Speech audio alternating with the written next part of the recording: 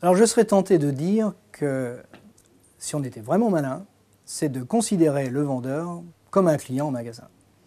Le client, rappelons-le, il a, pour simplifier, 6 critères de motivation d'achat. Eh bien le vendeur, on peut résumer ça à 6 critères de motivation de travail. Qu'est-ce que ça va être ces 6 critères-là? Alors ça va être d'abord, pour un commercial, ça va être un critère argent. Donc il faut lui faire miroiter effectivement le salaire qu'il pourra percevoir s'il travaille suivant la qualité qu'on a expliquée précédemment. Deuxième critère, c'est le confort du travail. S'il a les outils nécessaires pour travailler, le bon produit, une organisation interne, un service efficace, c'est un confort de travail et il sera beaucoup plus à l'aise pour mettre en avant ses arguments service pour ses clients. Troisième critère, c'est la sécurité. Il est évident que s'il vend plus et mieux, et que ses collègues sont dans la même situation, si l'entreprise tourne, c'est sécurisant. C'est une stabilité d'emploi. On ne va pas chercher ailleurs, surtout si on suit ses clients. Donc, c'est très motivant. Quatrième motivation, eh bien, il y a l'ambiance.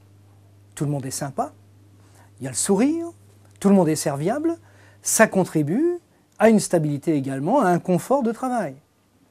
Cinquième critère, c'est l'orgueil. C'est là qu'on a besoin aussi de reconnaissance. Alors si on est satisfait d'un travail, d'un commercial qui est souriant, qui donne envie d'acheter, qui connaît bien son travail, il faut lui dire. Il faut lui dire et également, bien sûr, lorsqu'il y a des lacunes, des points qui ne vont pas, il faut également lui dire. Mais ils sont mineurs et acceptables par rapport à tous les points forts. Et puis je dirais, je vais terminer avec le dernier point, parce que ce que je viens de dire, ça peut paraître nouveau. C'est justement le 6e critère. Un vendeur, lorsqu'il veut chercher du travail ou rester dans une entreprise, il faut qu'il y ait quelque chose de nouveau et de différent par rapport à une autre entreprise. C'est justement ce que le client cherche en rentrant dans un magasin. S'il a le choix entre plusieurs produits et plusieurs magasins, qu'est-ce que ce magasin va apporter de plus que les autres n'ont pas? C'est ça la vraie question. Et c'est cette question-là que doit se poser le chef d'entreprise vis-à-vis du vendeur. Qu'est-ce que m'apporte tous les jours mon équipe de vente que n'ont pas que les autres concurrents, par exemple? Alors ça, c'est formidable.